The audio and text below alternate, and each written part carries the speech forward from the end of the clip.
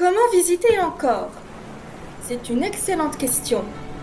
Vous devez sûrement vous la poser si vous voulez voyager au Cambodge et visiter le mythique site archéologique d'Angkor. Donc pour ceux qui ne le savent pas, Angkor est composé d'un ensemble de 200 temples et de nombreux aménagements hydrauliques dispersés sur près de 400 km². C'est énorme, c'est un site vraiment énorme. C'était aussi et surtout l'ancienne capitale du royaume khmer du 9e au 14e siècle. Alors bien évidemment, je ne vous présenterai pas les 200 temples. Ça ferait vraiment trop, beaucoup trop. Mais au lieu de cela, je vous présenterai les 5 plus beaux temples du site d'Angkor.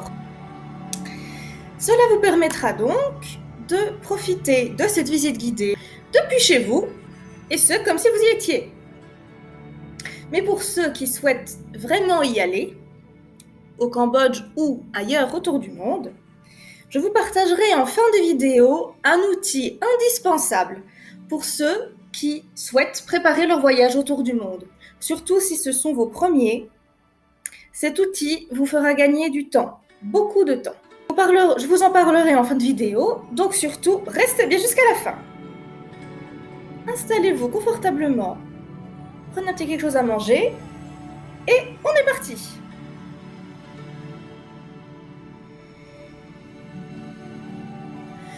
La première étape de notre voyage se situe à Ta Prohm. Ta Prohm fut construit sous le règne du dernier grand roi de l'Empire khmer, Yavarman VII, comme monastère et université bouddhique. Alors, il faut savoir que dans un premier temps, une des statues qui a été retrouvée sur le site aurait été identifiée comme étant attribuée au roi Ta Prohm, d'où l'origine du nom du temple, du coup. Sauf que, en 1904, Étienne Aymonier suggère que cette statue appartenait plutôt au roi Yavarman VII. Et cette hypothèse fut confirmée en 1922 par l'EFEO, soit l'École française d'Extrême-Orient. Ta Prohm fut consacrée en 1186, soit 5 ans après l'accession au trône de Yavarman VII, et dédiée à la famille du roi. Selon la stèle de Ta Prohm, décryptée par l'épigraphe Coëdès, 102 hôpitaux furent érigés par Yavarman VII et répartis sur l'ensemble de son territoire, dont Ta Prohm pourrait être le centre administratif. Comme les autres temples khmers, Ta Prohm est inclus dans une enceinte de grande dimension. Cette enceinte fait 1 km sur 700 mètres, soit environ 60 hectares, dont les portes, une à chaque point cardinal, sont ornées d'une tour à 4 visages. Une 5e porte, plus discrète, se trouve sur le mur nord. Peut-être servait-elle de porte de service. C'est une hypothèse. 5 enceintes constituent le plan général du site. Donc une fois que vous avez franchi le Gopura de la 5e enceinte, les enceintes c'est 5, 4, 3, 2, 1, pour arriver au centre du temple. Donc une fois que vous avez traversé le Gopura de la 5e enceinte, eh bien, une longue allée tracée dans la forêt vous conduit à une terrasse cruciforme franchissant les douves. Cette terrasse, vous le voyez, est chaotique et elle est envahie de grands arbres au tronc argenté. Et ces arbres se nomment faux fromagers. Et leurs longues racines ondoyantes déforment le dallage de grès. On atteint ensuite une nouvelle enceinte par une longue allée d'allées de grès conduisant au Gopura, d'où part un préau bordé de piliers. Traversant le Gopura ouest de cette 3e enceinte, on se retrouve dans une 2e cour, d'où d'immenses arbres s'agrippent là encore par leurs racines à des tours isolées et se reposent sur les murs, dont certains ont cédé par le poids. On se glisse ensuite entre deux petits édifices où on se trouve alors en présence d'un grand bâtiment rectangulaire construit en grès. Plusieurs linteaux de porte, encore en place, montrent de beaux reliefs d'Aspara, laissant supposer que nous sommes ici en présence de la salle des danseuses. Vers l'est, une grande terrasse en grès surélevée prolonge le Gopura que l'on vient de traverser. À l'intérieur de cette enceinte devaient se trouver de nombreux édifices monastiques. Celle-ci, entourée de douves d'environ de 25 mètres de large, délimite l'espace carré d'environ 250 mètres de côté du temple proprement dit. Le sanctuaire central, qui est très dépouillé hélas, occupe le milieu de la cour. Aussitôt passé le Gopura ouest de la première enceinte, on voit sur la gauche un énorme Tetrameles nudiflora, juché telle une pieuvre sur le toit de la galerie et qui semble l'écraser par son poids colossal. Mais les énormes racines de l'arbre en forme de main plongeant verticalement vers le sol et se répandant ensuite aux alentours semblent vouloir aussi servir de support pour soulager la toiture oppressée. C'est vraiment magnifique. L'entrelac des racines et des murs, l'alternance des arbres et des pierres en fait l'un des sites les plus photographiés à Angkor et c'est pourquoi je vous recommande d'aller voir ce temple en premier. Continuons notre visite. Ici, nous sommes sur le site du Preakan, qui signifie épée sacrée en khmer. Ce complexe monastique bouddhique était nommé également Jayasri, qui veut dire en sanskrit « victoire glorieuse ». Il a été nommé ainsi en l'honneur de la victoire sur les Chams par Jayavarman VII, qui l'érigea en 1191. Le site a servi de ville provisoire pendant la construction d'Angkor Thom, qui était l'ancienne capitale khmer, si vous avez bien suivi. Et le monastère fut terminé après que Yavarman VII se fut installé dans son nouveau palais en 1190. Il est dédié à Dharanindra Varman II, qui est le père du roi bâtisseur. Ce temple, dit à plat, en concurrence avec les autres temples du site d'Angkor, qui eux sont surélevés d'un peu partout, est entouré d'une première enceinte qui mesure environ 800 mètres sur 700 pour 5 mètres de haut, elle-même bordée de douves de plus de 20 mètres de large. C'est pas un petit truc. Le complexe couvre tout de même 56 hectares, car il est formé d'une multitude de constructions. Le mur en latérite de la quatrième enceinte, donc la plus extérieure, est décoré de 62 immenses garudas de grès qui sont les gardiens du temple. Les chaussées dallées qui franchissent les douves sont, comme à Angkor Thom, ornées de balustrades composées de géants fabuleux nommés Deva tenant des nagas. Le grand espace entre les murs était probablement occupé par de nombreuses habitations, probablement en bois. Le Gopura ouest de la troisième enceinte est en forme de croix. Son porche, à 4 piliers, est surmonté d'un fronton sculpté. L'entrée est précédée de part et d'autre du passage par des gardiens, nommés Dvarapala. Et ces statues sont en grès, de haute stature et décapitées.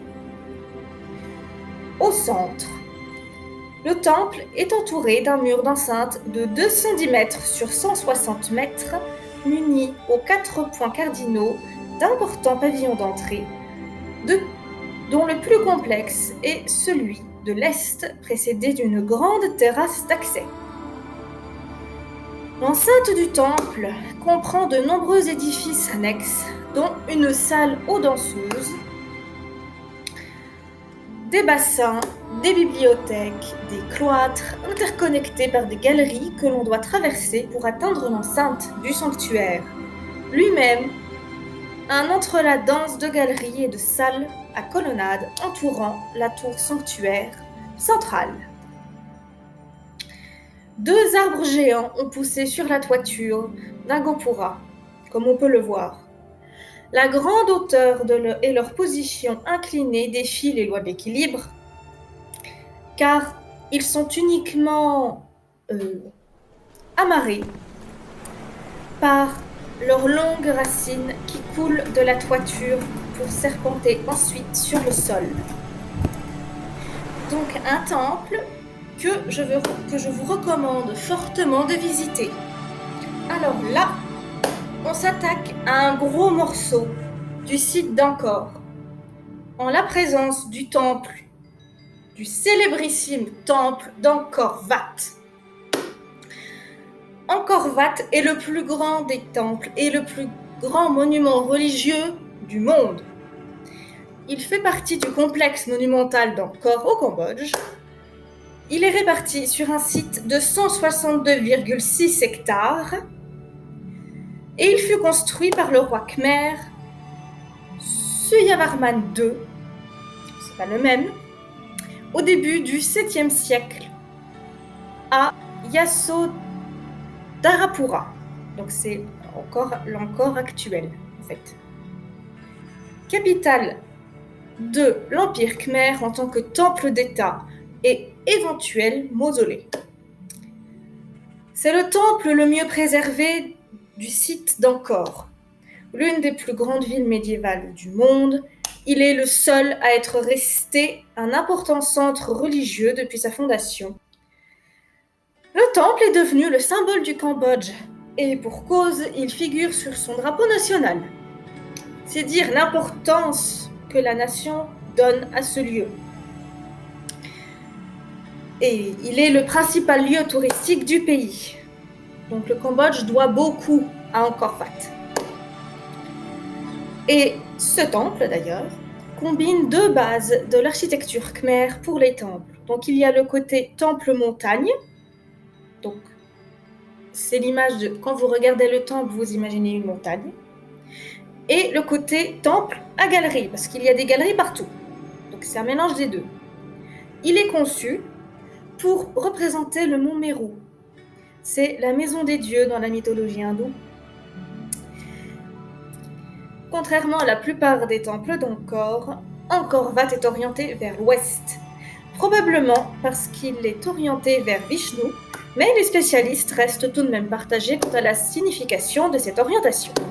Et il est classé, bien évidemment, au patrimoine mondial de l'UNESCO. Donc ici, nous sommes au niveau des galeries extérieures. Vous pouvez voir des douves et 3 galeries encerclent le sanctuaire central.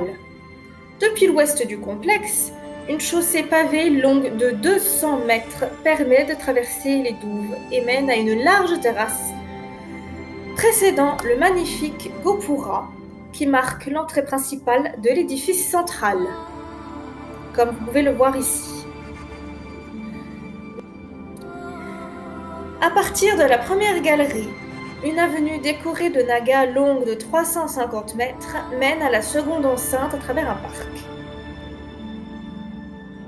De part et d'autre de cette allée, on rencontre d'abord 2 constructions dont on ignore l'utilité, mais qu'on appelle couramment bibliothèques.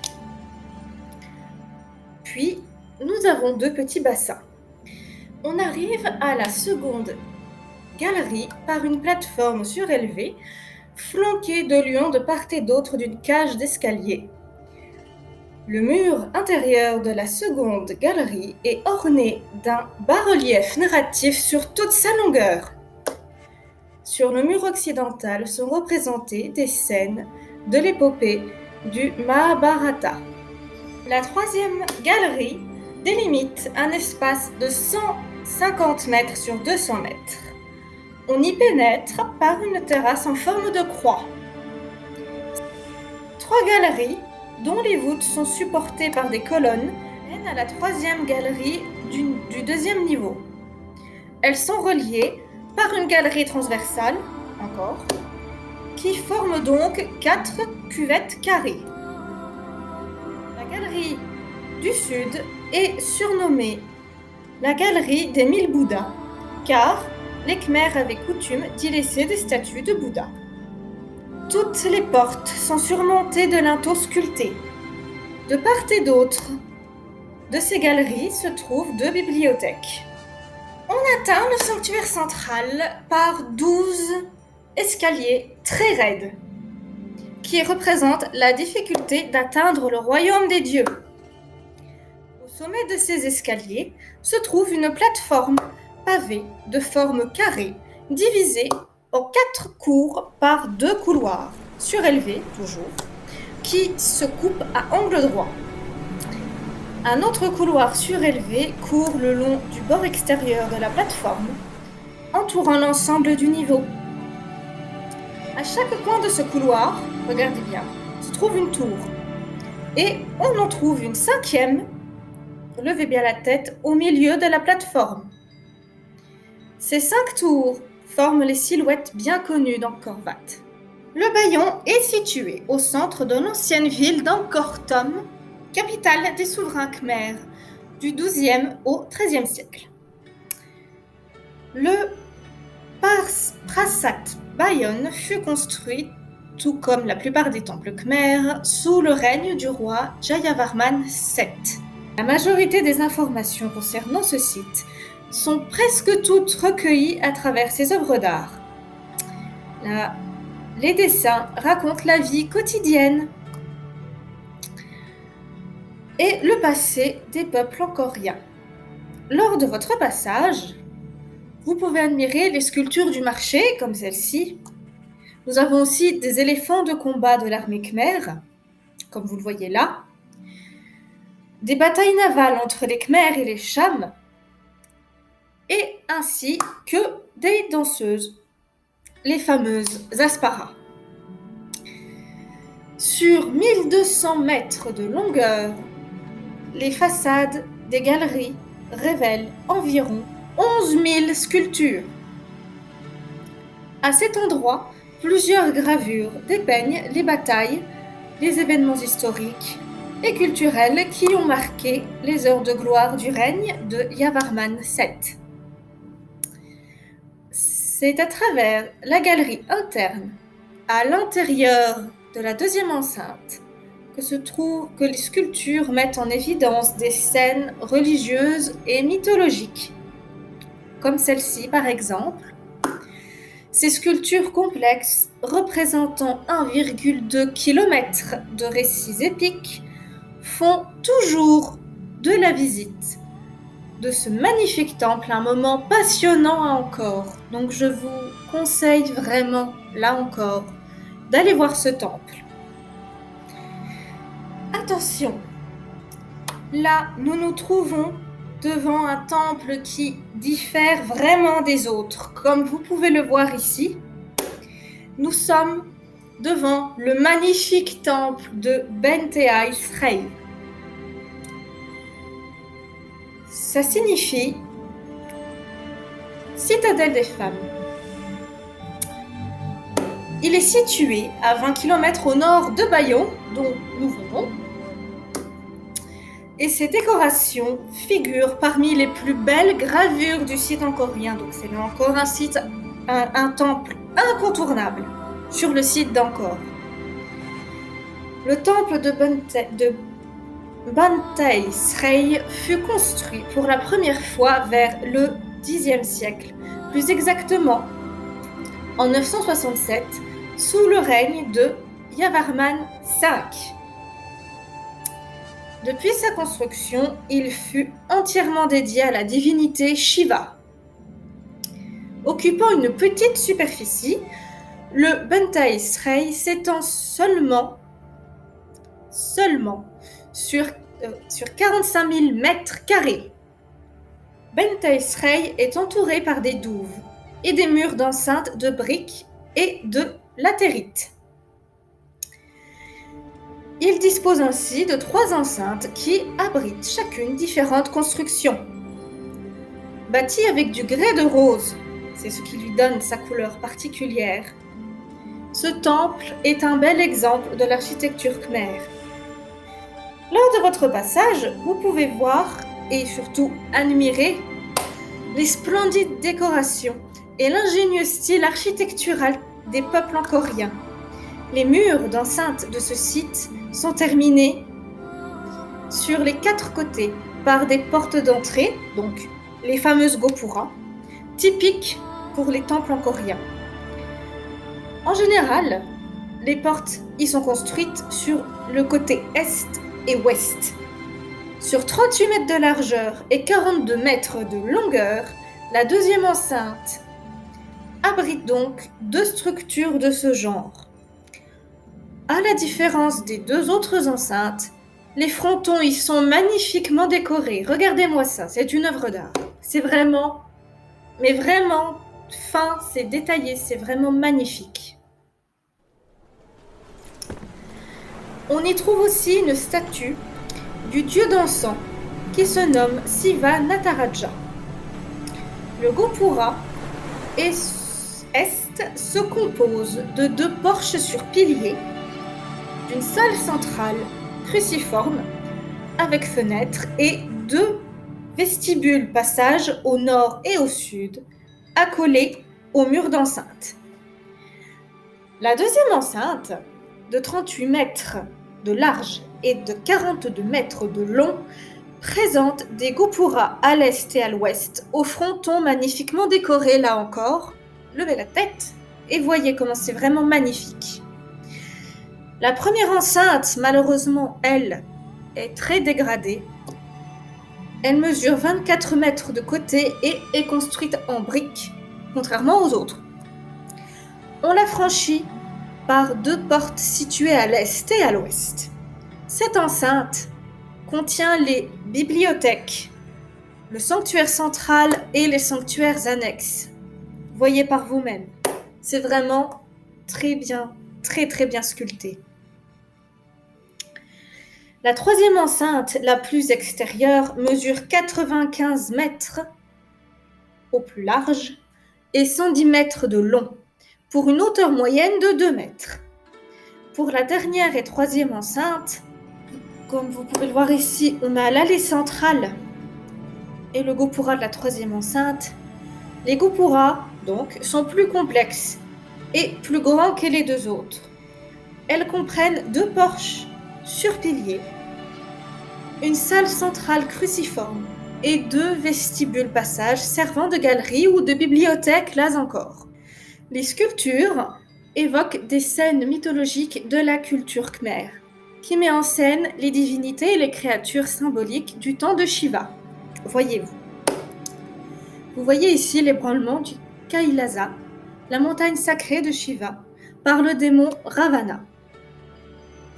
Les façades, des linteaux, des portes, des gopuras ou des stupas sont finement sculptés avec des motifs floraux et des scènes de la mythologie hindoue.